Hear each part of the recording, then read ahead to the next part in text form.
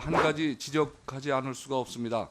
정부가 지난 8월 8일 발표한 주택공급 대책은 저는 당일 3시 TV를 보고 주택공급 대책을 알게 되었습니다. 그러면 의사일정 제205항 88주택 공급 확대 방안 및 동대구역 광장 명칭 변경 등 주요 현안 관련 보고를 상정합니다.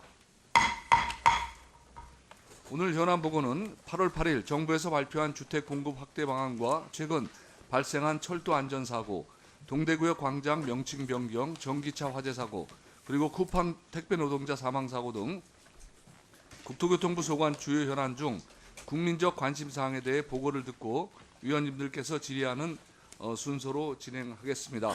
질의 시간은 교섭단체 간사와 협의에 따라 주질의 5분, 보충질의 3분입니다. 오늘 오전 질의는 12시 반까지 진행하도록 하겠습니다. 현안 보고 전에 한 가지 지적하지 않을 수가 없습니다.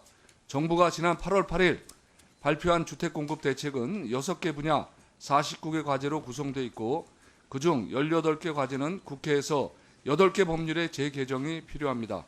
하지만 정부는 발표 대책을 발표하기 전에 해당 상임위인 국토교통위원회에 사전에 어떠한 설명이나 협의도 하지 않았습니다.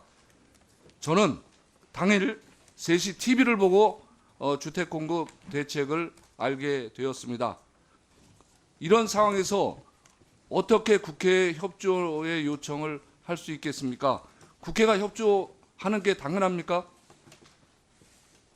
아니 어떻게 저 TV를 보고 TV에 반영되는 걸 보고 그 정부 정책을 알 수 있게 되는 이런 황당한 일이 좀 있었는데 30년 넘은 재건축 단지의 안전 진단을 면제해 사업 기간을 3년 단축하겠다는 내용을 담아서 정부가 연초에 내놓은 1월 10일 대책도 여야 협의가 이루어지지 않아 사실상 아무런 진척이 없습니다.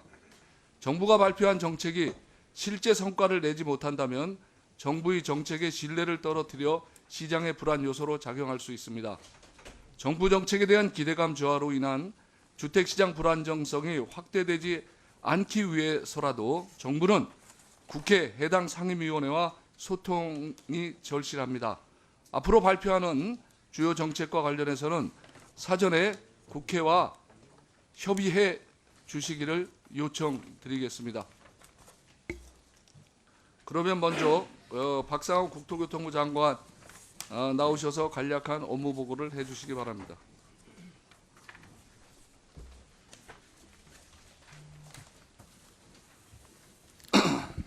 예, 존경하는 맹승규 위원장님 그리고 여러 위원님 바쁘신 가운데 국토교통부 주요 현안에 대해 보고 드릴 수 있는 기회를 주셔서 감사드립니다. 보고 드리기에 앞서 방금 존경하는 위원장님께서 지적하신 사항에 대해서 다시 한번 송구하다는 말씀을 드립니다. 이게 주요 대책을 발표하기 전에 사실은 이제 국회와 충분히 소통하고 상의하고 또 협의를 한 후에 발표하는 것이 마땅하나 여러 가지 그동안의 저희들의 생각 또 관행 시스템상의 문제로 인해서 그런 기회를 갖지 못했다는 것에 대해서 다시 한번 장관으로서 다시 한번 머리 숙여서 사과 말씀드리고 앞으로 이런 일이 재발하지 않도록 정부가 주요 정책을 만들 때는 입안 과정에서부터 개별 의원님들과 같이 상의하고 의견도 듣고 또 이런 발표 전에는 충분히 내용을 또 이렇게 알려드릴 수 있는 그런 시스템을 만들어 가도록 하겠다는 약속을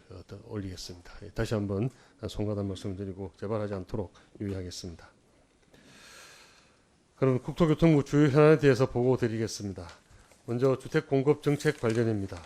정부는 지난 8월 8일 서민 주거 안정을 목표로 서울, 수도권 등 도심 우수 입지에 양질의 주택 42만 7천 호를 공급하기 위한 주택 공급 확대 방안을 발표하고 후속 조치를 위해 최선을 다하고 있습니다.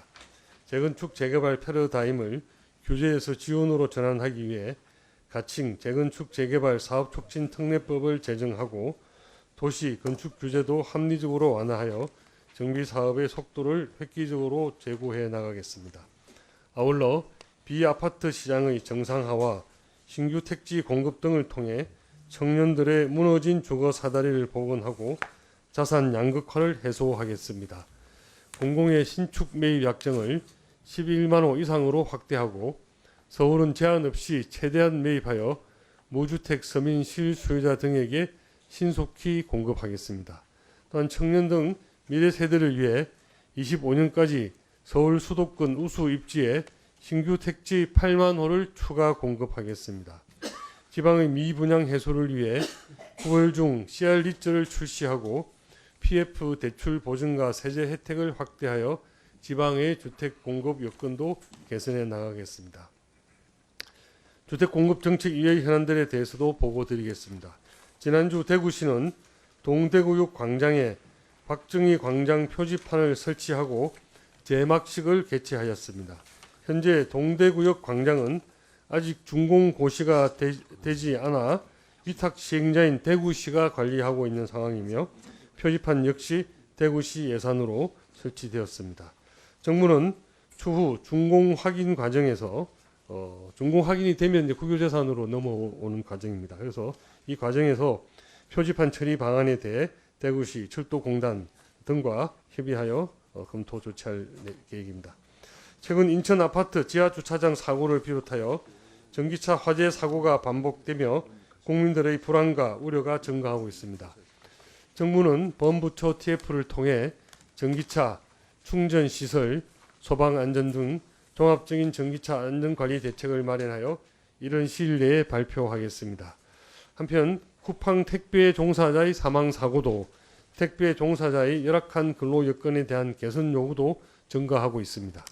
정부는 택배 종사자가 과중한 업무 부담에 내몰리지 않도록 쿠팡 측에 종사자 근로 여건 개선을 권고하였으며 쿠팡은 이러한 권고를 수행하여 지난주 관련 대책을 발표한 바 있습니다.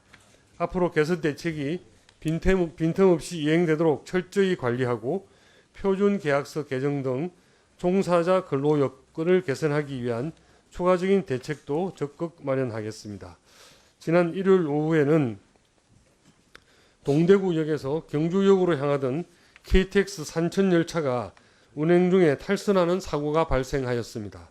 코레일은 즉시 연계버스를 투입하여 승객들을 수송하는 한편 신속한 사고 복구를 통해 다음 날 첫 차부터 운행을 재개하였지만 그 사이 많은 국민들이 열차 지연으로 인한 불편을 겪으셨습니다. 또한 최근 구로역에서는 유지보수 작업을 하던 근로자 2명이 사망하는 안타까운 사고도 있었습니다. 올해 들어 잇따라 발생하는 철도 안전사고에 대해 주무부처 장관으로서 무거운 책임감을 느낍니다. 국토부는 철도 안전사고에 대한 철저한 조사를 통해 원인을 명확히 규명하고 국민과 현장 근로자의 안전 확보를 위한 실효성 있는 재발 방지 대책도 조속히 마련하겠습니다. 이상으로 국토교통부 주요 현안에 대해 간략히 보고드렸습니다. 여러분들께서 양해해 주신다면 보다 상세한 내용은 기획조정실장으로 하여금 보고드리도록 하겠습니다. 감사합니다.